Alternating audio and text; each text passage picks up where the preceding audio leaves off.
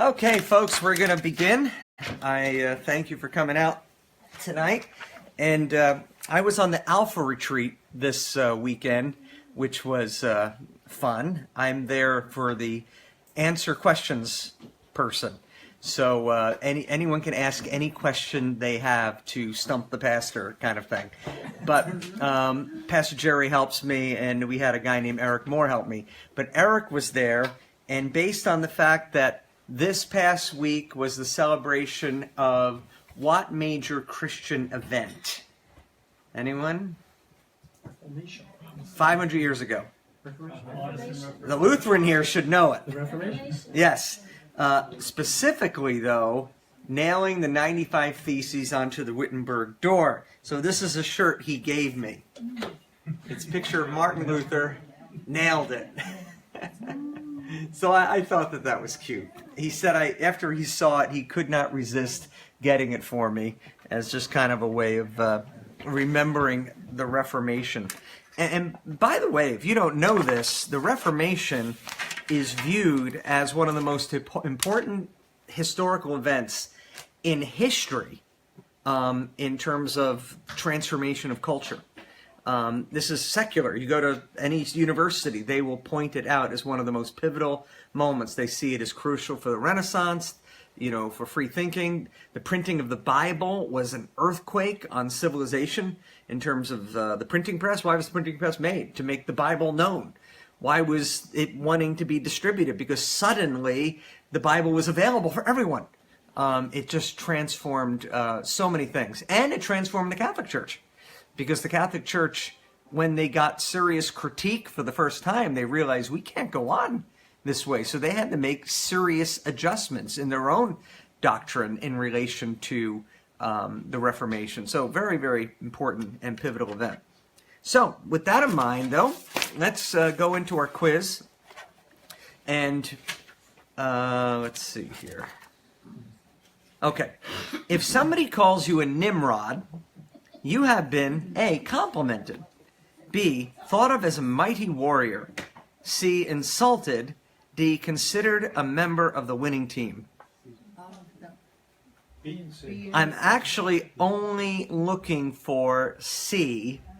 The reason why, in our culture, it only has a negative connotation. You Nimrod. Nobody says that and means, oh, you're a mighty warrior. No, they mean you're an idiot.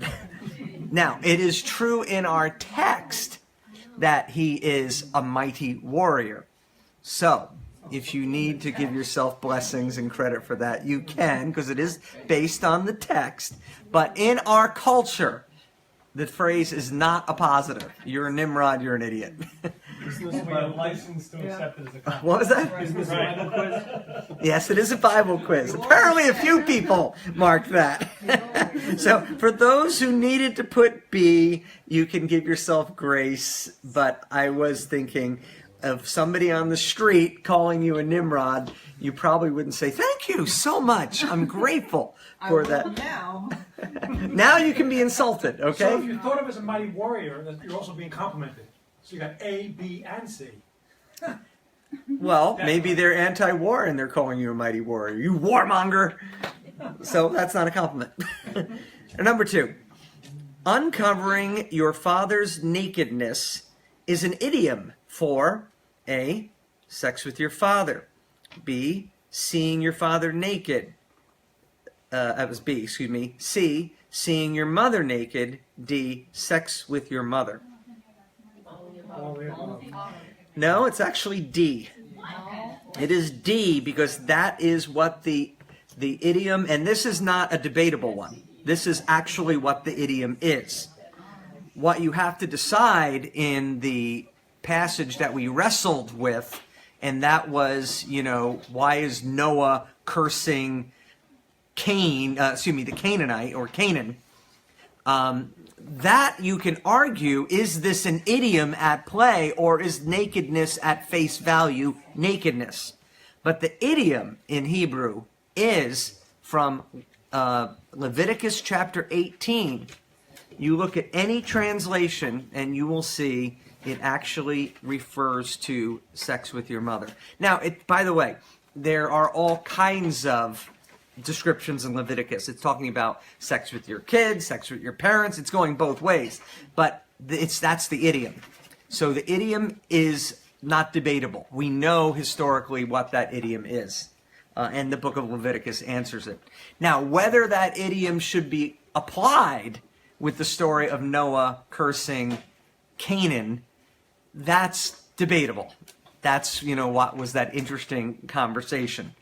But the idiom is not. So that makes some sense since everyone got tripped up on that question. Okay. The word Babel is related to A, confuse, B, brick, C, Babylon, D, disobedience. It is A and C. A and C. However, B and D are all arguable. So if you got any one of these, I'll give you grace. The reason I say they're all arguable, because this is not considered a place of righteousness. This is a place of disobedience. And so the power of this word, whenever somebody from a Jewish heritage sees this, it's not a good thing. And for anyone from a Christian heritage from this perspective does not view Babel as a place of good. But the word literally means confuse. That's what the word means. And Babylon has the same Hebrew letters. But it's distinguished with spelling based on time frame. There was no Babylon at that time. Okay, number 4. What does Abram build? A family tree. B, an altar. C, a sacrifice. D, a telescope. It is B, perhaps implying C. However, we don't have a sacrifice listed. But he may have sacrificed something. But we do know he gathered together a pile of rocks and put them on top of each other. Now, A and D, I put there only for fun because they actually are true. Abraham is about to have phenomenal amount of descendants, although we have not had that full prophecy yet. All we've had so far is you're going to be blessed and the world is going to be blessed through you. But he is going to have descendants that are like the grains of sand or the stars in the heavens. Thus the name telescope. However, we didn't get there yet. So that's your preview. He is building a family tree, a very important family tree. And he is going to need to look at the stars. Because God actually says, count them if you can. Because your descendants are going to outnumber them. Okay. 5.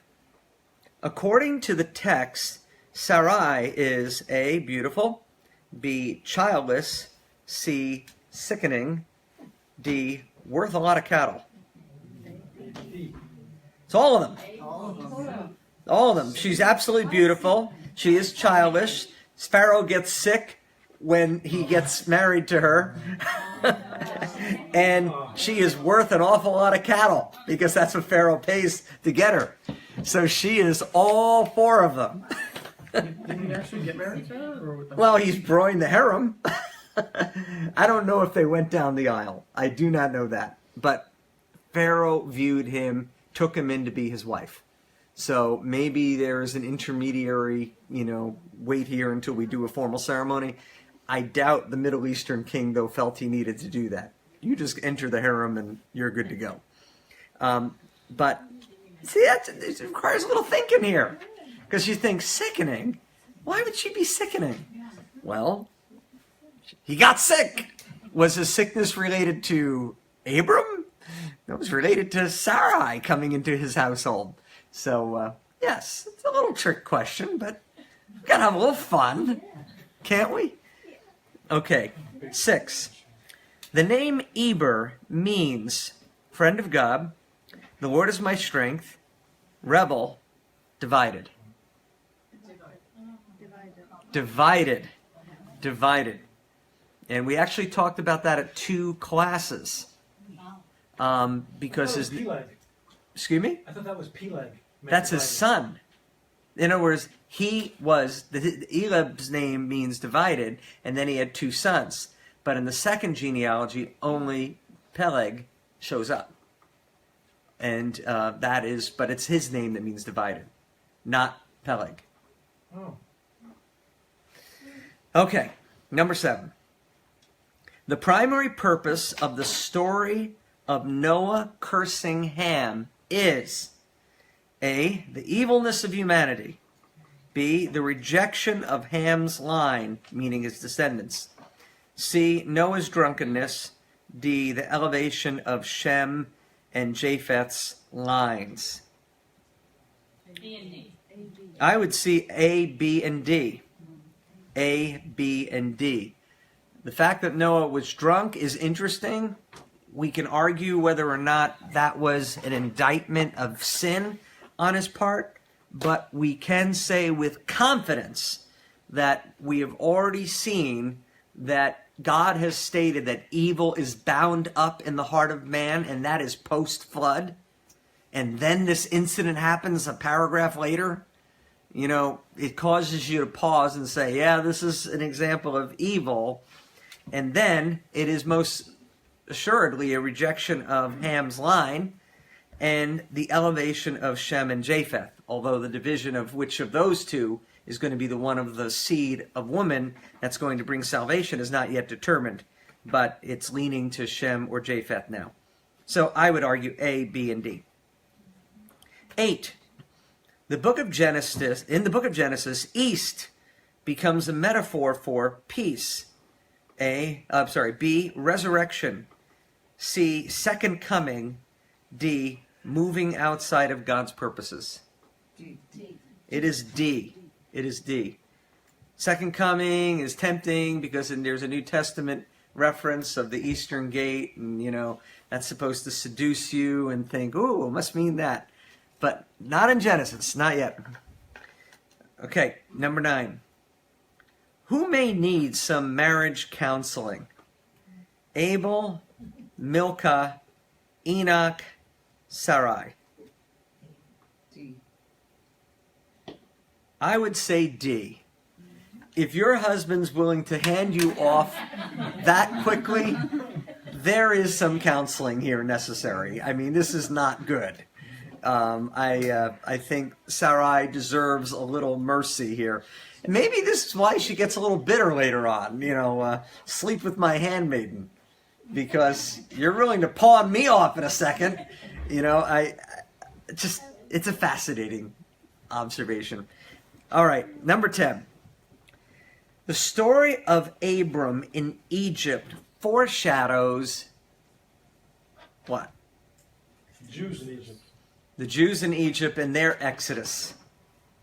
Yes. So they actually, what's the word I want to say? When they left Egypt, they plundered. That's the word. They plundered the Egyptians. They actually left with all kinds of goodies.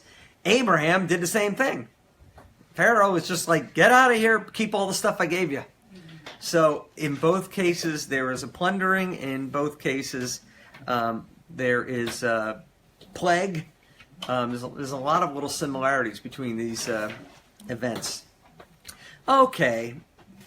10 out of 10. I'm doubting it on this one. By the way, I have to say, I always ask this question, as you know, how'd everyone do? You guys are always better than Manasseh. Always. You either lie more or you're actually better than they are. But at 9 out of 10? Okay, good. 8 out of 10? All right, then we're pulling together here. Yeah, it was a harder quiz. Some tricky questions there. Nothing really funny. You know, I like when I write a question that people like burst in laughter. But nothing of that sort. We weren't seeing that today. Say it again? We weren't seeing any of that today. No, I guess it's a cruel quiz. All right, let's dig into our text. And this is one of these passages which I personally dread reading because it has lots of names, and I don't expect to get them all right here. But we'll give it a whirl. Is something happening? No, it's Oh, fine. okay. I'm just going to give it a tiny bit of... All right, thank you. All right, so let's drop into our text at chapter 13, which has a heading, Abram and Lot separate. Abram and Lot separate. So let's read this first chapter. It goes this way. So Abram went up from Egypt to the Negev with his wife and everything he had, and Lot went with him. Abram had become very wealthy in livestock and in silver and gold. From the Negev he went from place to place until he came to Bethel, to the place between Bethel and Ai, where his tent had been earlier, and where he had first built an altar. There Abram called on the name of the Lord. Now Lot, who was moving about with Abram, also had flocks and herds and tents. But the land could not support them while they stayed together, for their possessions were so great that they were not able to stay together. And quarreling arose between Abram's herders and Lot's. The Canaanites and the Perizzites were also living in the land at that time. So Abram said to Lot, "Let's not have any quarreling between you and me, or between your herders and mine, for we are close relatives. Is not the whole land before you? Let's part company. If you go to the left, I'll go to the right. And if you go to the right, I'll go to the left." Lot looked around and saw that the whole plain of the Jordan toward Zoar was well watered, like a garden of the Lord, like the land of Egypt. This was before the Lord destroyed Sodom and Gomorrah. So Lot chose for himself the whole plain of the Jordan and set out toward the east. The two men parted company. Abram lived in the land of Canaan, while Lot lived among the cities of the plain and pitched his tents near Sodom. Now the people of Sodom were wicked and were sinning greatly against the Lord. The Lord said to Abram, after Lot had parted from him, "Look around from where you are, to the north and south, to the east and west. All the land that you see I will give you and your offspring forever.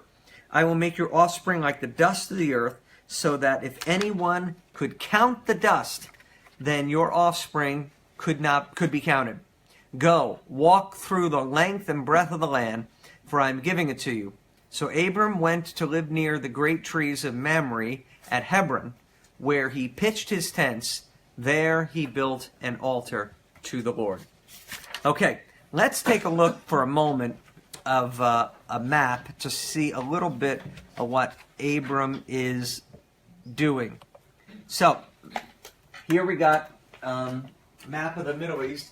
Over here is Egypt. You see this is the Fertile Crescent. There's the Nile River. So this is Abram coming over here. Now he's going back. This area here is called the Negev, and you can see that right there. It's just desert. And one of the interesting things about Israel, by the way, when you go there, who's been to Israel? Okay, it's the size of New Jersey. We do not think of New Jersey as a big state.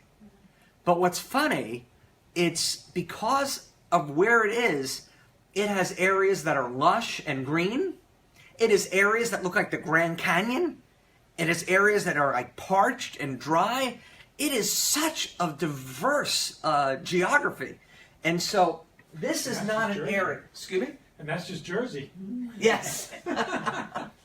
No oil refineries, as you're crossing over the bridge or anything. But this is why nobody really settles here in the Negev. Beersheba is going to be prominent in a little while, but not tonight. But he goes up to Hebron, which is right here. So I want to show you, when it's talking about Lot and that he settled in the Jordan, that's this area here. Here's the Jordan River. This is the Dead Sea. Jordan River goes up to the Sea of Galilee. So the water flows from the Sea of Galilee down to the Dead Sea.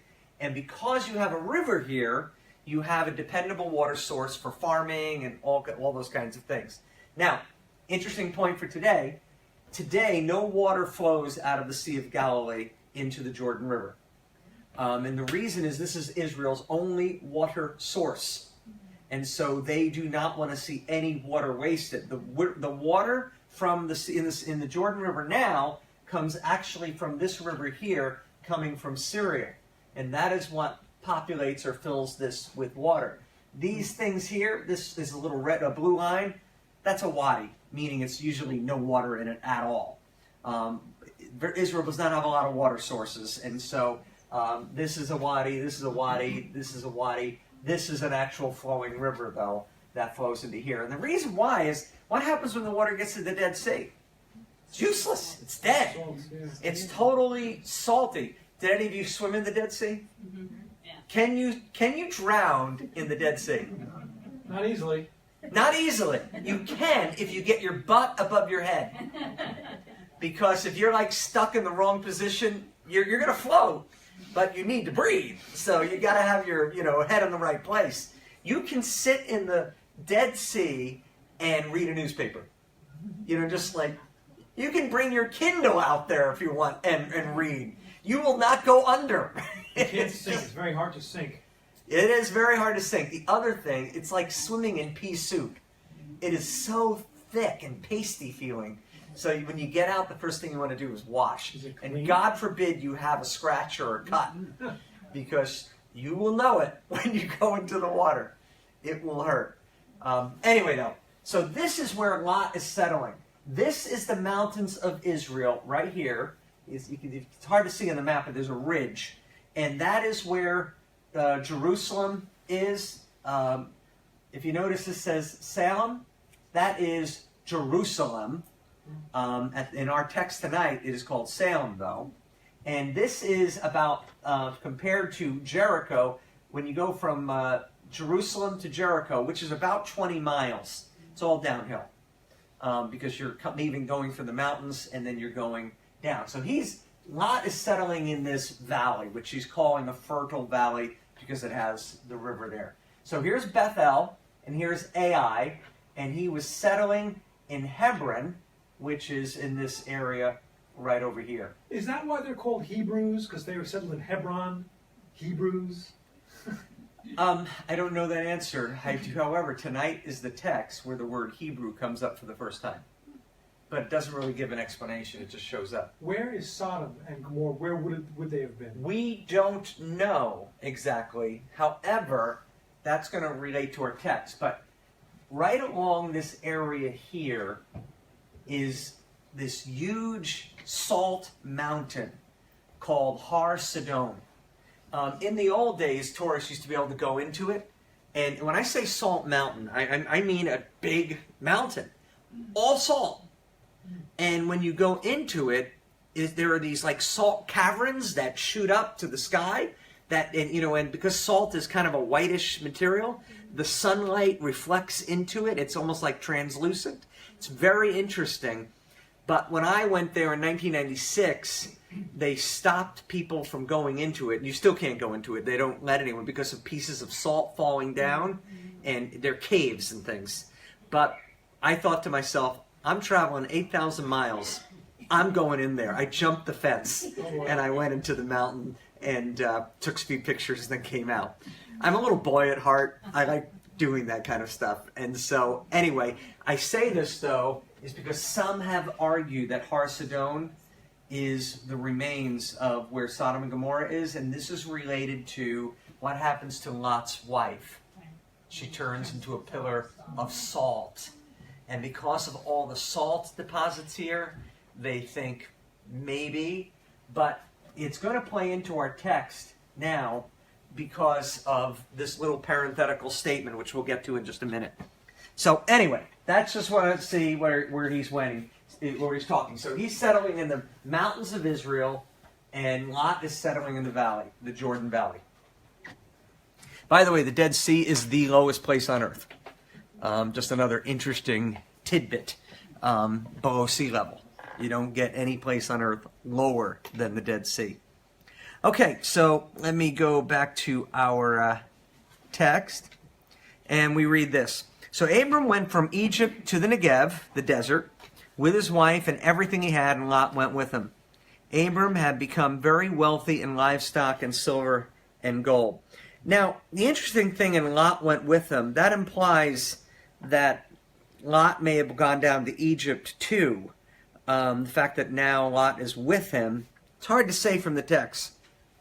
But it's not mentioning that he was in Egypt. He's obviously not pawning his wife off or anything, at least that we read in the text. But he is now with Abram, and Abraham is really wealthy. From the Negev, he went to the place until he came to Bethel.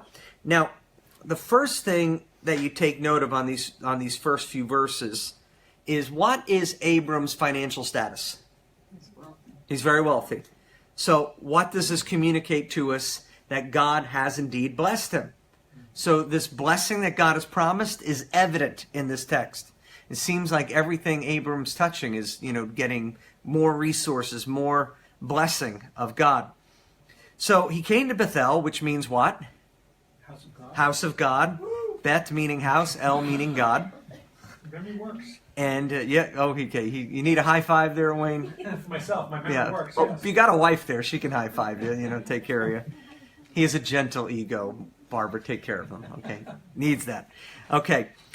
So he came to Bethel, and at a place between Bethel and Ai, where his tent had been earlier, and where he first built an altar. There Abram called on the name of the Lord. This is a phrase that shows up 3 times with Abraham. It shows up in chapter 12, verse 8. It shows up here. And it shows up in chapter 21, verse 33. What does it mean? It seems to mean prayer, praise, request. But the context there doesn't seem to be that he needs something from God.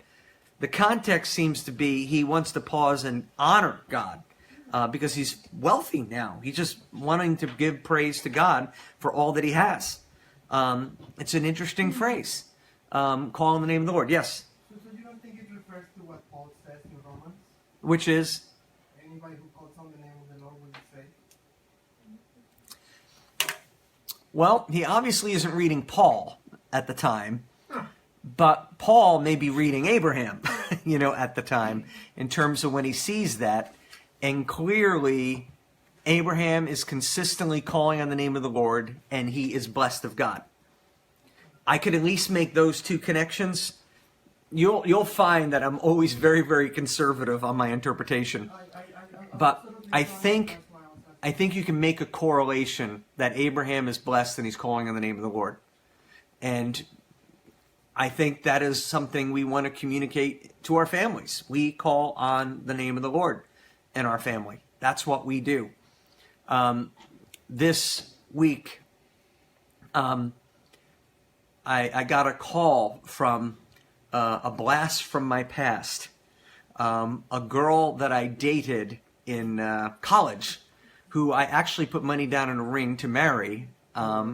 She shows up in stories from time to time. She's my Italian girlfriend. Her name is Donna. But the reason she called me is because a big kind of thing happened in her life on Saturday. And that was, she has a very good relationship with her former husband. They have a son in common, and they get together once a month. And there's never been any issues with that. So she texts me while she's having lunch that he has now a wedding band on his finger. He got married, and he didn't tell his son, and he didn't tell his former wife. And she said, you know what, I know he's free to do what, he wants to do, but to not tell your son that you got married a month before, and I found it sad. It kind of bothered me because I don't like somebody getting hurt, and I thought that was hurtful, what he did. So I brought it up to Michelle, and we called on the name of the Lord together on her behalf and on her son's behalf. And I think it's a very beautiful thing to hear my wife praying out loud for, former girlfriend of Steve, kind of thing. But my children have made reference to us that they appreciate that they walk into us praying together all the time, calling on the name of the Lord. And it is anyone observing Abram's life notices he calls on the name of the Lord and he builds altars. He's an altar builder.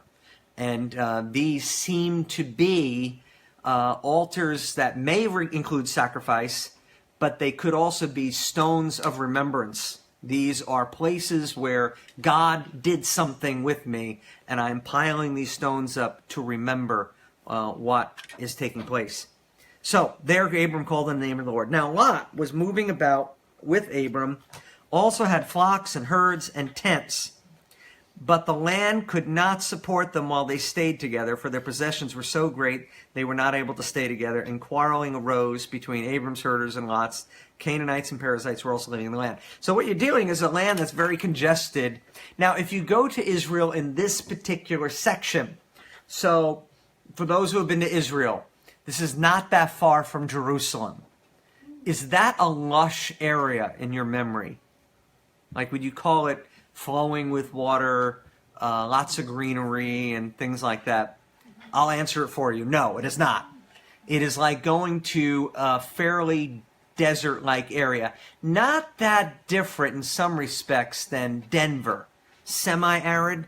So we're not desert, but we're semi-arid. Now the challenge with semi-arid is that there's limited grasses. So if you have lots of cattle, you can't have all this cattle on an area of land that cannot support lots and lots of cattle. So a problem emerged, and apparently it was taken out in the herders themselves beginning to fight with each other. I do take note, who is the one who recognizes the problem and puts his finger on it in this text? Lot? Say it again. Lot? No? Abram. Oh, Abram. Yes, I think it is interesting that Abram becomes I didn't get to the verse 8, but it says, so Abram said to Lot. That it's Abram, it shows the character of the man. And also it shows the character of the man. What does he tell him? Pick whatever you want. I'm good. That is an amazing statement. You know what breaks my heart is when I see families fighting over estates. We have a family in the church which will remain nameless, but Daddy recently died. And within nanoseconds, there's a debate over who's getting Daddy's stuff. And that really breaks my heart when I see that. But wow, it is a symbol of your faith if you're not consumed with the provision that you're going to have. So Lot, go wherever you want. I'll go to the other place. Pick whichever one you want. Because it's a sense of faith that God's going to take care of me with whatever I do. By the way, we have another family in our church who I think are really smart. They're alive and kicking, I'm glad to say. But they have delineated, they're a fairly affluent family, they have delineated who is getting everything, including every piece of jewelry that the mom has. So she has some nice jewelry.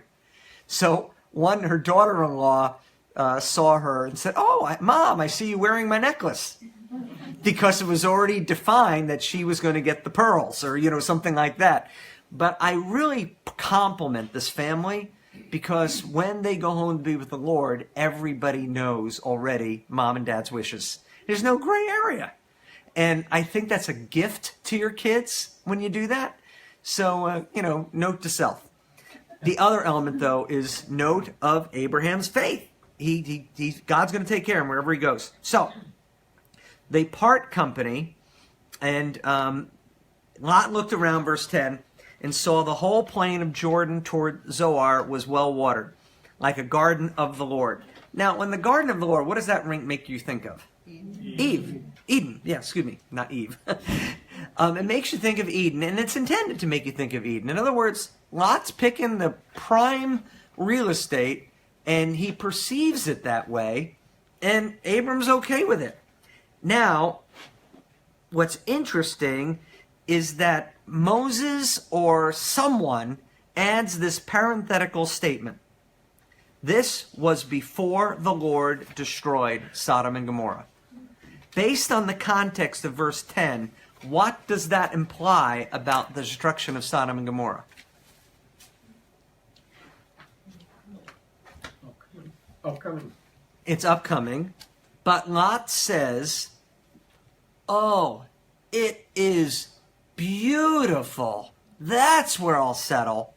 And then a parenthetical statement, by the way, this was before Sodom and Gomorrah happened.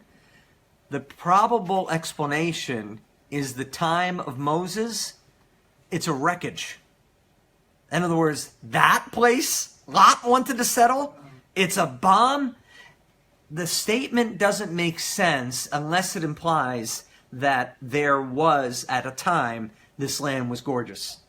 But now it is desolate and a wasteland. So that seems to be connected why the destruction of Sodom and Gomorrah is so, it weighs into here.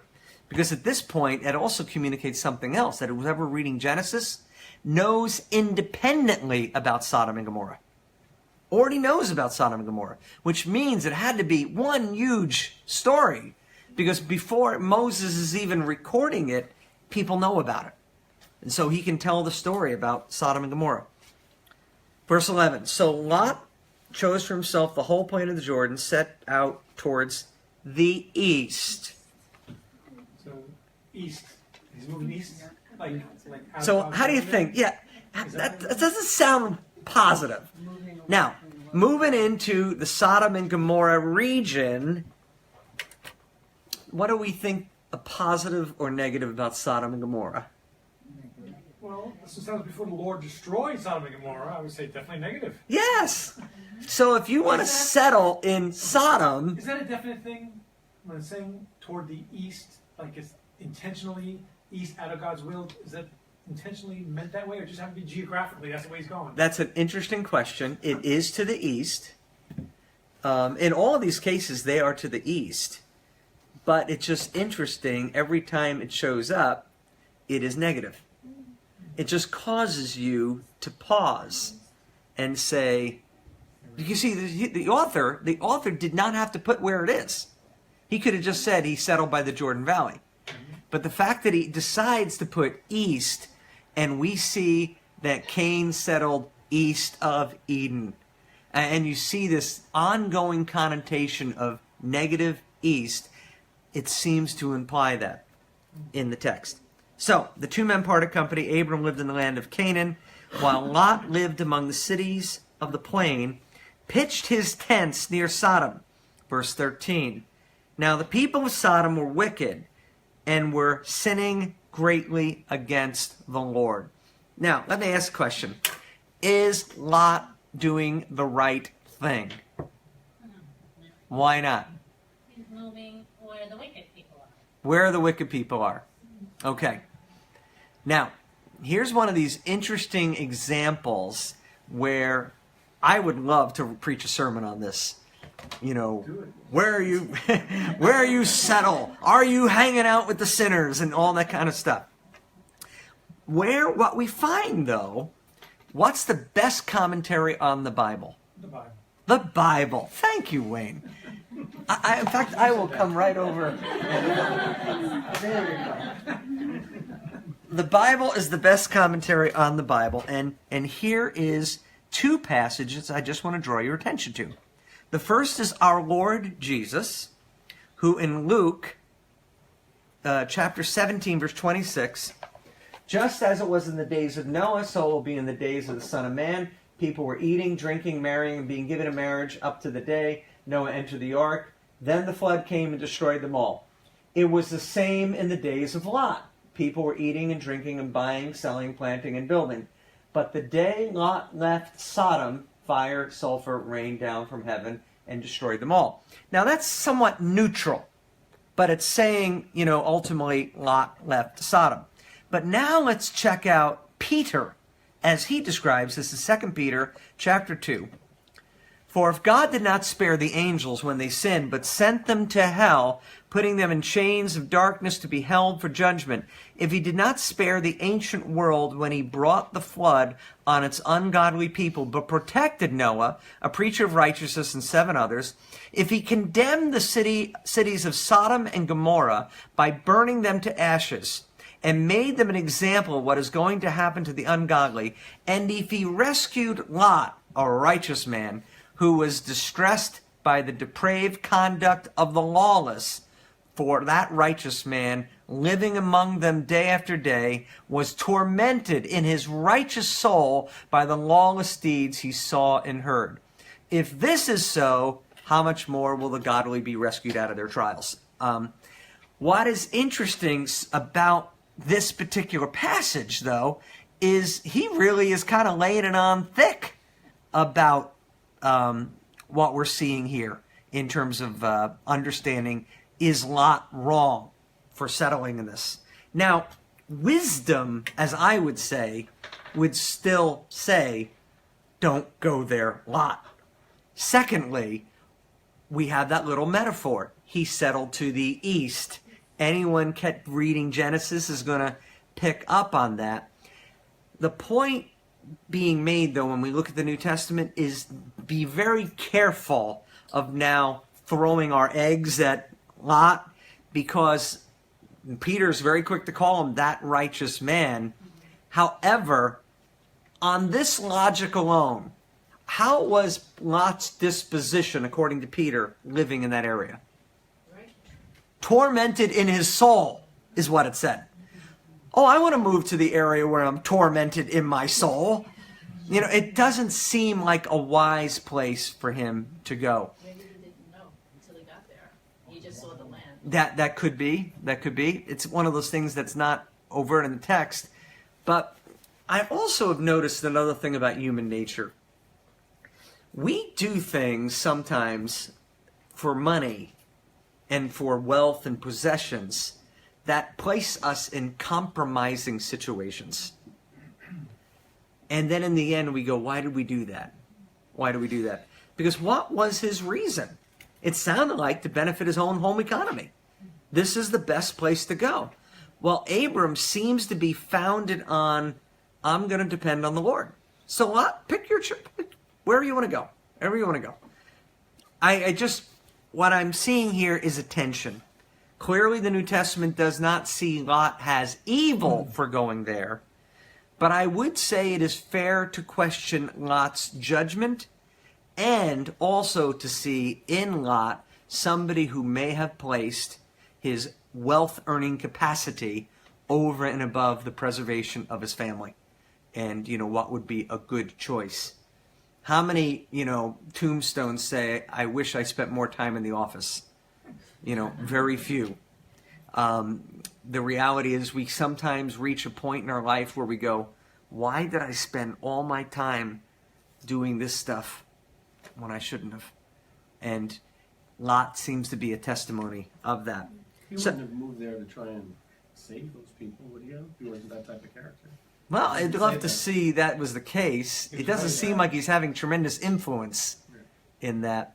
And I've had this a lot. Ever hear the term missionary dating? You date somebody, because I'm going to lead them to the Lord. Usually the opposite happens. They lead you away from the Lord. And when you have that attitude, you just have to be very, very careful as to what you're going to do. One of the things I discovered when I was a young man, 19, 20 years old, I'm in a rock and roll band. And we wanted to play our Christian rock and roll in secular bars. And I actually played in a bar in Huntington called Chelsea's. And, our goal was to play, music that would inspire questions. And then in between songs, we'd talk to them and reach out for Christ. You know what we discovered? This was useless. When you go to a bar to get wasted, are you there to hear the band singer, tell you about Jesus, Thank you. I already got guilty on Sunday, and now you're, it didn't work at all.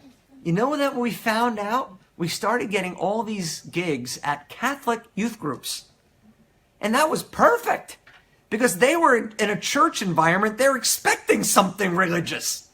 Except because they were Catholic youth groups, they were often unbelieving kids. And we had the chance there to present the gospel, and it was actually fruitful. You do have to be careful on this whole missionary dating, when I'm going to put myself in environments that are potentially dangerous for me in terms of, is this going to be good, beneficial? And I think it's why some people are gifted to be missionaries and other people not so much. They're just going to be, it's going to rub off on them in the wrong way. Now, Steve, you said Lot, we determined that he did things that are sort of negative. He he moved out, set out towards the east, everything like that.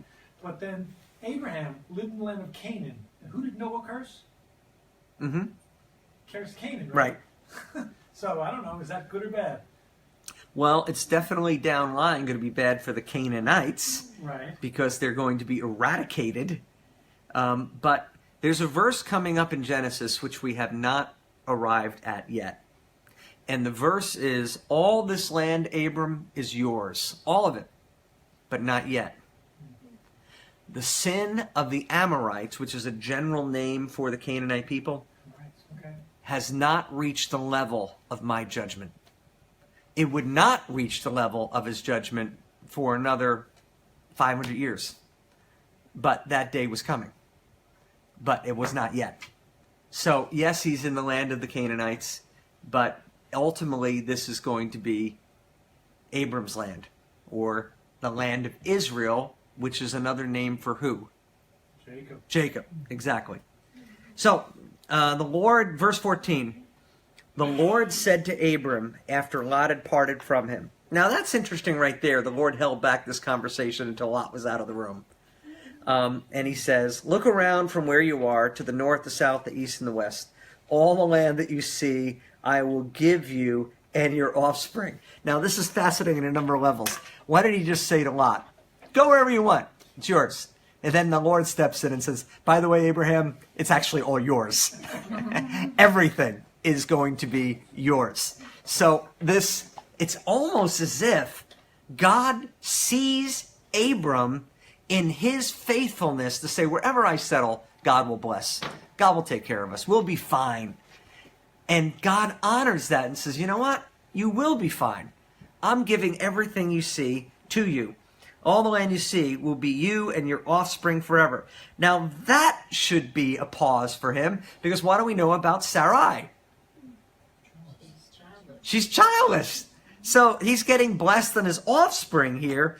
And get this, they will be like the dust of the earth, so that if anyone could count the dust, then your offspring could be counted. Then he gives a command. Go walk the length and breadth of the land, for I am giving it to you.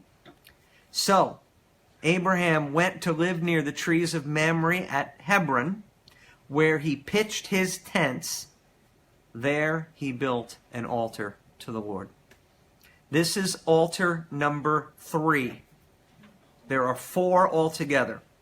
Previously, we had 12, verse 7, chapter 12, verse 7, altar number 1. Then, in the very next verse, altar number 2. And now we have altar number 3. I believe there will be 4 altars. In fact, there will be 4 altars altogether. And in every case, he's not talking about a sacrifice. They seem to... Now, there may have been a sacrifice. I don't want to say there wasn't. But the primary thing seems to be this memorial as to what God did and, what he was doing. Do you have memorials in your life this way? When you pass something, do you think... I do this with my kids all the time. They get so annoyed. They start throwing things at me in the car. We're driving Jericho, and I say, that's where Daddy went to high school, Walt Whitman. And they all roll their eyes because I have told them this 57 times every time we drive. That's where Daddy went to high school. But there was some pivotal moments in my life that happened at Walt Whitman. I mean, I guess it was 6 months ago, my mother was having her nails done at the McDonald's that's right over there. Not at the McDonald's, but there's a nail salon right next to the McDonald's by Walt Whitman. And I went in, and I went to the very place where I fell off my bike and broke my right arm, chipped my 2 front teeth, and tore my mouth open and needed stitches. And I went to this place and remembered, this was a pivotal moment in my life, absolutely pivotal. Before this moment, I was this shy guy, didn't talk to anyone, didn't know any girls or anything like that.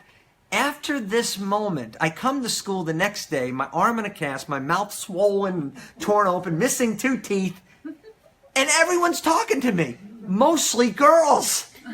All these Florence Nightingales who want to take care of me. Whatever it takes. And I thought to myself, I have never looked uglier in my life. and they're nice to me. And I realize it's not really all about looks. I mean, you need to look adequate, I guess, but I was adequate. And this was like a pivotal moment. I became outgoing. I became comfortable with meeting people. I am now convinced the Lord pushed me off my bike. Or an angel, put your foot out and, because it became a milestone in my life. That little sidewalk where I hit is now for me an altar, in a sense of a place I remember that God did something in my life. And I do make your encouragement to do that with your own kids. So point out this is a significant moment when this happened with mommy or this happened with daddy. This was a real significant thing. You ever watch that Disney Pixar movie? It's where you go into this little girl's brain and they have these little round memory things. What is it called? Inside Out. And in this, if you ever see that movie with your kids, I know it's old movie now, but they have this thing where they're talking about core memories. What are your core memories? We had a fun family discussion on what each of our core memories are. And it was something that is so important that we never want to forget. And you have to go beyond, oh yes, the birth of my child, or things like that. Those are easy ones. But what were key events that became core memories? These are core memories for Abram, and he doesn't want to forget them. The Lord met me here and said, all this land is mine.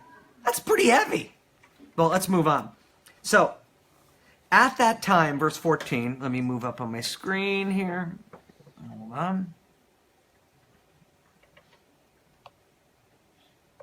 Okay. The text is Abram rescues Lot. At that time, now here we got all the crazy names. God help me pronounce them here. Amraphel was the king of Shinar. Arak, king of Elasar. Kedorlaomer, king of Elam. And Tidal, king of Goyim. These are the kings that went to war against Bera, king of Sodom. Bersha, king of Gomorrah. Shenab, king of Admah. Shemeber, king of Zeboim. And Bela, that is Zoar. All these latter kings joined forces in the valley of Siddim, that is the Dead Sea Valley. So you saw that on the map, the Dead Sea Valley that they went to. For 12 years they had been subject to Kedorlaomer, and in the 13th year they rebelled. And in the 14th year, Kedorlaomer and the kings allied with him went out to defeat the Rephites and the Ashtaroth Karnaim Zuzites in Ham, the Emites in Sheva and Kirathim, and the Horites in the hill country of Seir as far as El Paran near the desert. Then they turned back and went to En Mishpat, that is Kadesh, and there they conquered the whole territory of the Amalekites as well as the Amorites who were living in Hazeron Tamar. Now, pause for just a second, and you have to ask this question, why are we knowing this? Why is this important? What you need to know primarily is that there is a battle taking place between the kings that are ruling in the mountains of Israel to those that are in the valley of Jordan. And the kings in the mountains of Israel are the ones that are holding sway and holding power. Then the king of Sodom and the king of Gomorrah and the king of Admah, the king of Zeboim and the king of Bela, that is Zor, marched out and drew up battle lines in the valley of Ziddim against, here's that king that's brought these other peoples together. I will not read those names again. Verse 10, now the valley of Ziddim was full of tar pits, and when the kings of Sodom and Gomorrah fled, which means they were losing the battle, they fled. Some of them fell into the tar pits, and the rest fled to the hills. The four kings seized all the goods of Sodom and Gomorrah and all their food. They went away. And here's the key thing. Here's why this is in the Bible. They also carried off Abram's nephew Lot and his possessions since he was living in Sodom. Now, another thing to take note of, when we first read of Lot going into the area of Sodom, is he in Sodom? No, he's near Sodom. It's just tents outside Sodom, right? It's interesting, in just a little while later, he's now in Sodom. Now, it's hard to make too much of this, but I can't help but notice this, that it seems that he's made a move into this evil city. Verse 13, a man who had escaped came and reported this to Abram, the Hebrew. Okay, first use of this term in the entire Bible. Is it because he lives in Hebron? Maybe. I don't know. I'll have to look that up, Wayne. Does anyone have a study Bible that it says anything on that? This would be looking up verse 13, whether the phrase Hebrew connects with where he lived in Hebron. It goes from verse 12 to 14, 16. There's nothing about 13. What does it say? It skips. Oh, it skips it. I looked at a number of study Bibles and I didn't see that, and I did not look it up in my regular commentary here. Well, this reference is in Schofield. He said may be derived from Eber, Abram's ancestor. Oh, okay. So, but it's taking a guess Yes. on that. So, I have an excellent commentary here. This is chapter 14, verse 13. Okay.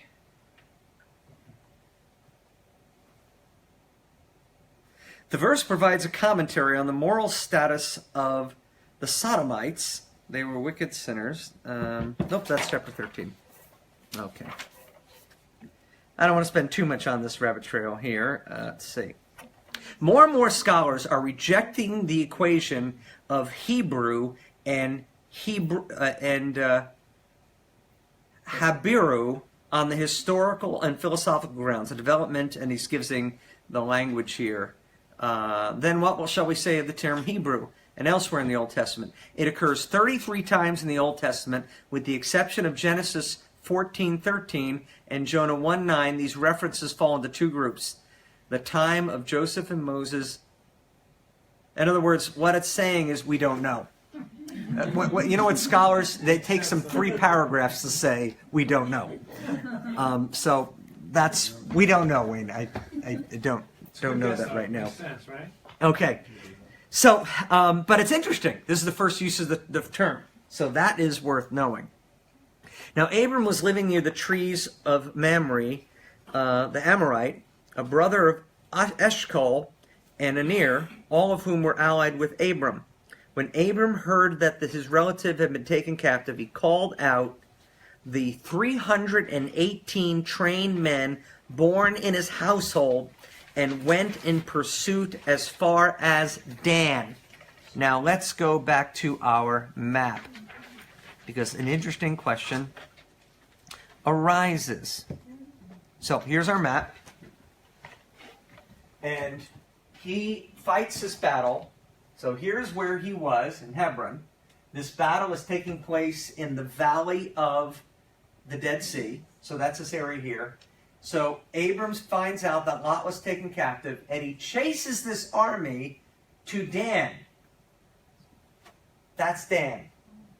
So past the Sea of Galilee, all the way up there. As the crow flies from here to here, maybe 60, 70 miles, something like that. But here's the wrinkle.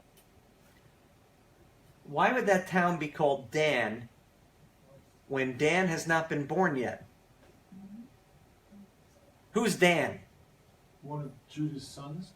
One of Jacob's sons. Jacob, yeah. Yeah, one of Jacob's sons. Judah was another one. And the reason is the language of accommodation, because nobody would know what the world he went to, because nobody knows what that land was called. It's like saying, I used the example I think last week, in 1690, the family moved to Chicago. But Chicago was founded, I think, in 1848. But nobody would know if you said settled in whatever that place was called at the time. But everybody knows Chicago. So that is why that is called Dan in the text. And so in other words, that was placed in probably by Moses.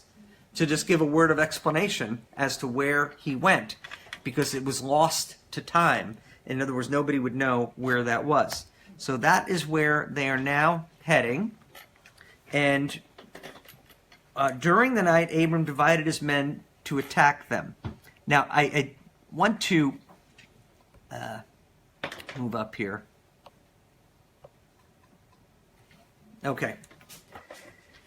Divided men to attack them, and pursuing them north of Damascus, even further north. He removed all the goods and brought back his relative Lot and his possessions together with the women and other people. Now, what stands out of this, how many kings is he going against? Did anyone take note of how many there were? 5. 5. So Abram and his 318 elite fighters win.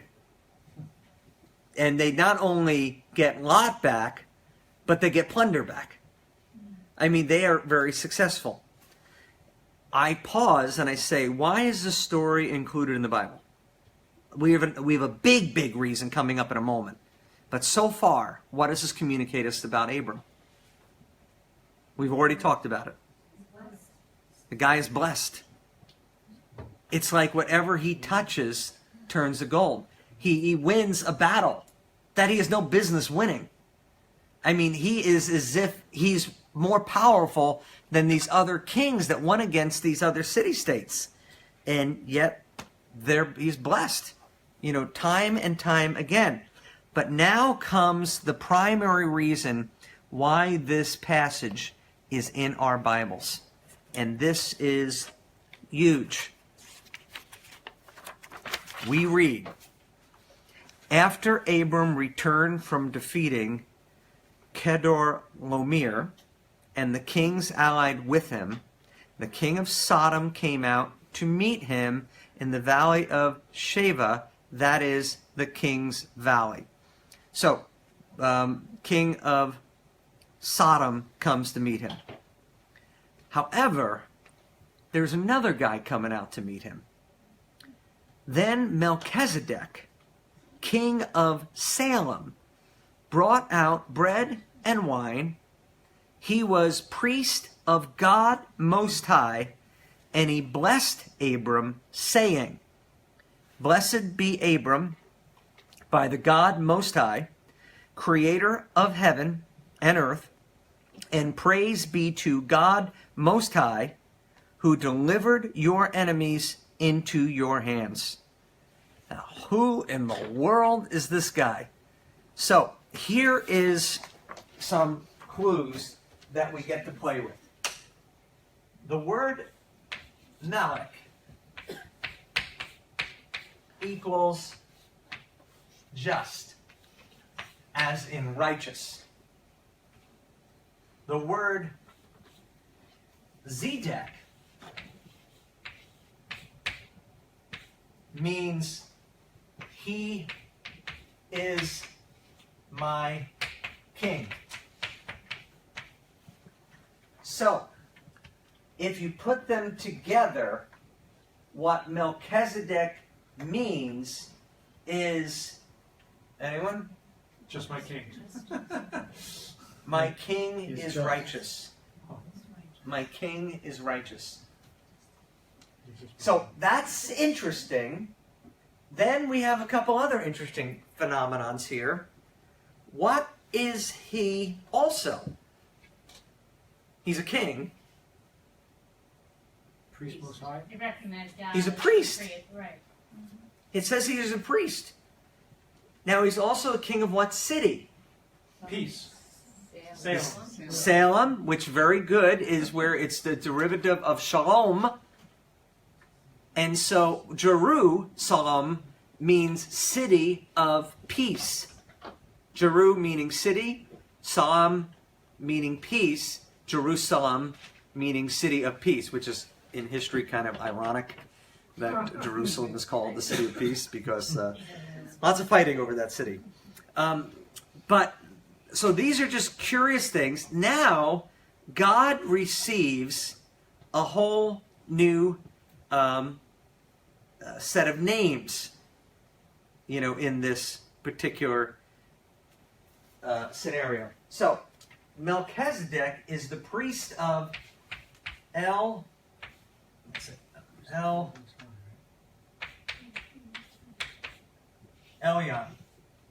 He calls God, he's the priest of Elyon, which is translated in your Bible as God Most High. El meaning God, Elyon meaning Most High. Now this begins a series of new names for God in the book of Genesis. So we are soon going to bump into El Rohi, or Roi. Anyone know what that one means? I'll give it to you in a second. Then we're going to bump into the God who is called El Shaddai. Then we're going to bump into the God called El Olam. Each of these have great significance. So, new name for God, first time in our Bibles, right here, God Most High. This one is one of my favorites, El Rohi. This was given by a woman. Her name was Hagar. Why does Hagar give God this name? Because when she's kicked out of the household, she says, God comes to her, and she says, you are the God who sees me. Sees me. That's the next name he gets. El Shaddai means Almighty. By the way, Rohi comes up in chapter 16, verse 13, so we're going to get to that soon, next week. Shaddai is going to come up in 17, verse 1, where God is called Almighty, and Olam, El Olam, is in chapter 21, verse 33, where he is the God everlasting. Everlasting. These are just cool things that everyone kind of like gives their name to God based on what they encounter of God. You are the God who sees me.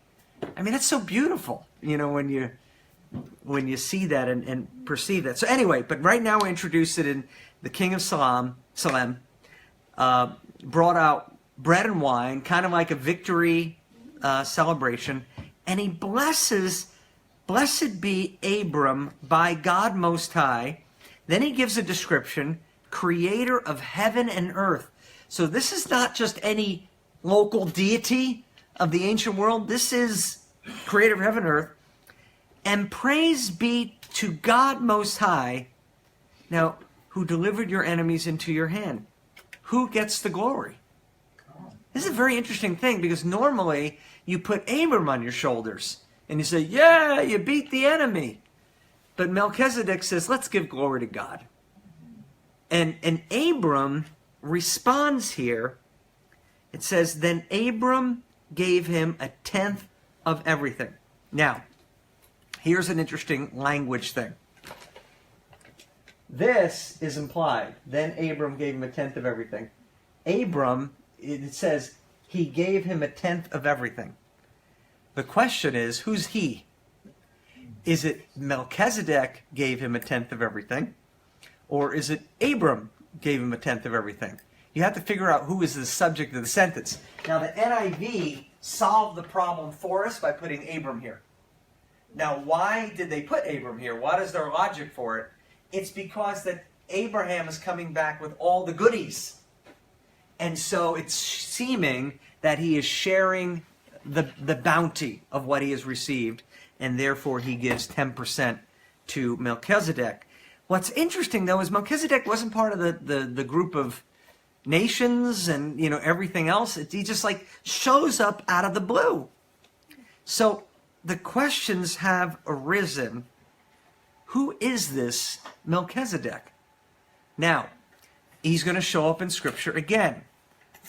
Next place he's going to show up is Psalm 110, verse 1, in which we read, the psalmist says, of David, the Lord says to my Lord, which if you notice, the first one is all capital letters, the next one is small letters. So Yahweh says to Adonai, sit at my right hand until I make your enemies a footstool for your feet. The Lord will extend your mighty scepter from Zion, saying, rule in the midst of your enemies. Your troops will be willing on the day of battle, arrayed in splendor, young men, so on and so forth. Verse 4, the Lord has sworn and will not change his mind. You are a priest forever in the order of Melchizedek. Now, what causes this? At first, when you read the psalm, you're thinking that David is referring to himself. When you're saying, okay, I am going to be blessed of my Lord, but now David is a priest forever in the order of Melchizedek? That makes no sense. This is why the early church interpreted this passage instantaneously as a prediction of Messiah, because he is a priest forever in the order of Melchizedek. So what book in the New Testament talks most about Melchizedek? Anyone? Hebrews. Book of Hebrews. Excellent. So if you take a quick look at Hebrews, the first reference of him is in Hebrews chapter 5, verse 6. And it says here, and it says in another place, you are a priest forever in the order of Melchizedek. Now, as he is unfolding this, meaning the author of Hebrews, he is equating it most assuredly replies to Jesus. So we read this. We have this hope, the anchor of our soul, firm and secure. It enters into the inner sanctuary, where our forerunner Jesus has entered on our behalf. He has become a priest forever in the order of Melchizedek. Then begins his formal discussion. This Melchizedek was king of Salem, priest of God Most High, and he met Abraham at the defeat of the kings and blessed him. And Abraham gave him a tenth of everything he had. First, the name Melchizedek means king of righteousness.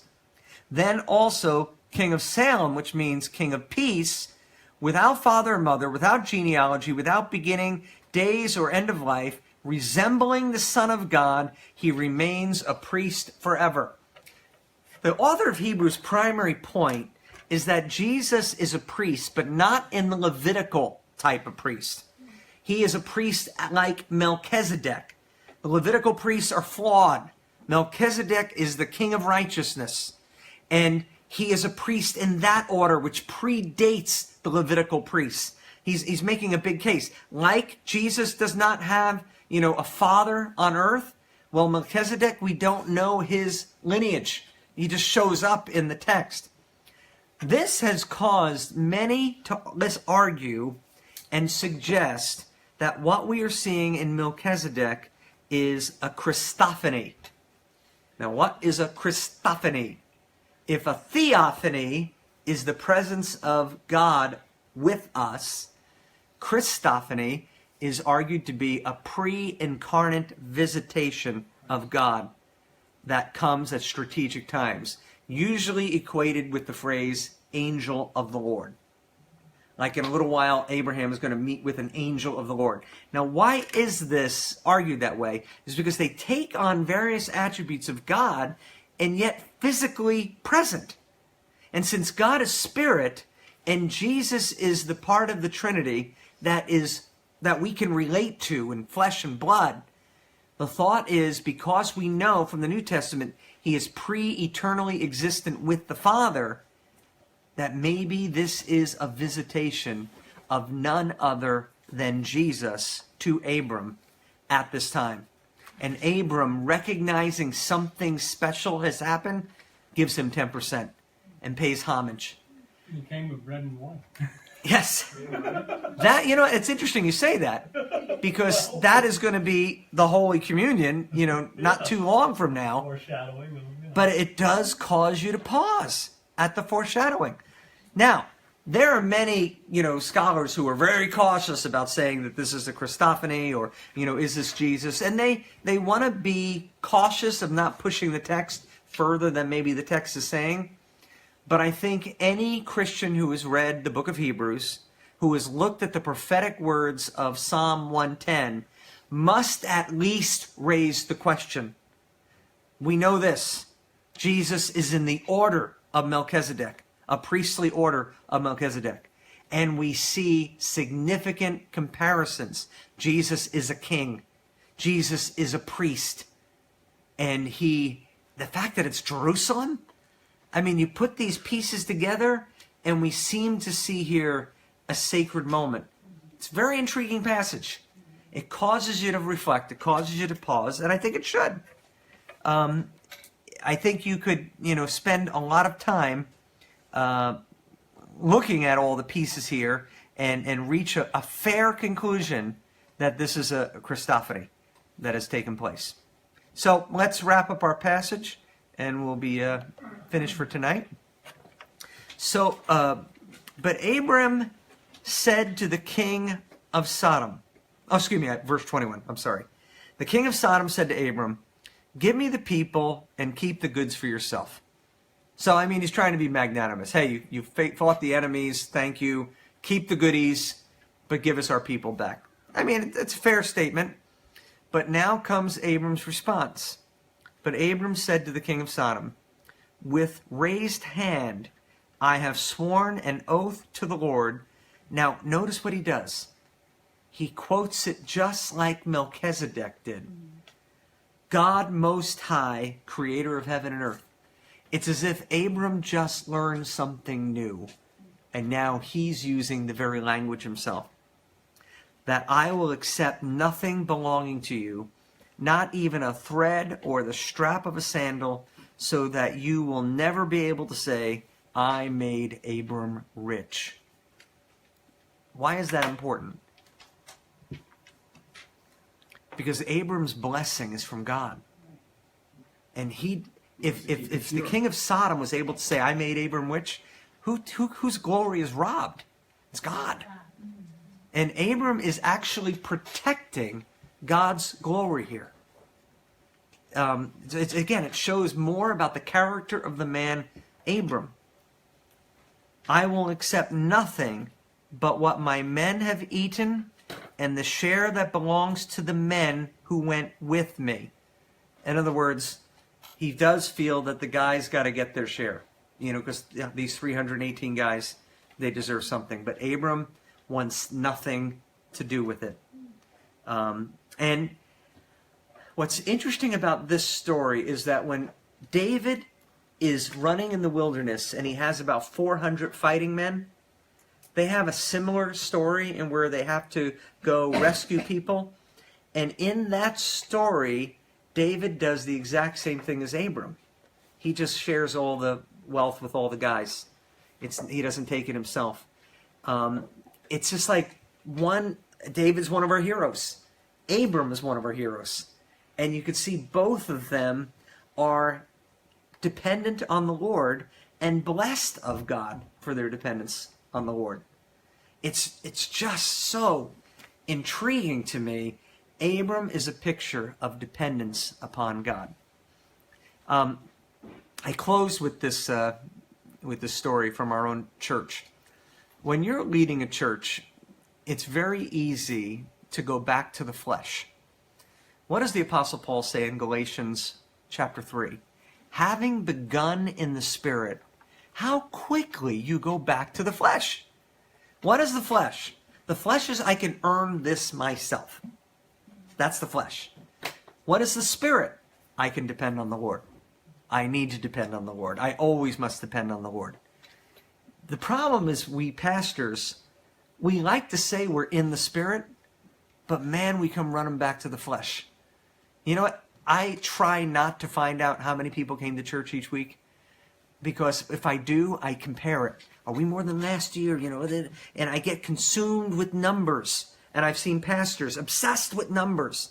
Now, I like to see trends, and so I'll spot check periodically what's going on. The other thing is money. What was the offering? I have not asked what an offering was in the entire last year. I never ask. I do look at our budget and see how much is in the general fund. Do we have enough to break even? That kind of thing. I look at that. I need to. It's part of my job. But all of this relates to this principle. Abram was comfortable with Lot getting the best land. Abram is comfortable with not getting any of the treasures. Abram is dependent on the blessing of God. So my last story is this. It's a guy, Alan Bushing. He went home to be with the Lord about a year and 3 months ago. And I loved Alan when he was on my board. Some of you know him from Bible Baptist because he was here in the 70s at this church. But Alan was, when he was on the board, he would look at our budget, and at one point we had $1.5 million in the bank. And now the reason we had it because we were about to build this thing. You know, it's going to cost a little money. But he would be at the elder meeting and like slam the table and say, "This is an abomination that we have this much money in the bank." Now, why did he say that? Take a guess. Not about the money. What was that? It's not about the money, it's about God. It's not about the money, about God, but the danger is you start relying on the money and not on God.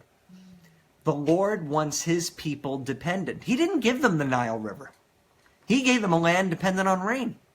He gave them a land where they're going to have to depend on the Lord for the rest of their lives. A pastor who trained me said these words to me. He said, "Steve, it's a good thing to have the wolf at the door. Because if the wolf is at the door, you depend on the Lord. If you actually think you can pull this off, you depend on yourself." You know one of the richest churches in all of Long Island? It's the Episcopal Church of Oyster Bay. Now, I say this respectfully. I don't mean to denigrate another church. But they have well over $10 million in the bank. Do you hear anything happening at the Episcopal Church of Oyster Bay? About the revivals taking place? About, the many people coming? No, you don't. I think money causes comfort, which causes a lack of dependence. When you are desperate, you need God. And Abram is a man who's learned to depend on the Lord. And every time the Lord comes through again, he builds another altar. And said the Lord did it. Let's pray. Father, thank you for the example of Abram. Lord, he's going to make his mistakes. We're going to read about them soon. But at this stage, he's pretty impressive. He calls on your name. He builds these altars, remembering key places, key moments in his life. He trusts you. Yeah, he can be weak in faith like when he went to Egypt. And there's a part of me that is kind of glad that he's not perfect. But Father, I see in Abram something that I want to see in me, that I want to see in us as a church, that we are dependent on you for all that we have, so that you would be the only one who can receive glory. We thank you for this. In Jesus' name we pray. Amen. Thank you guys for coming. We'll see you next week.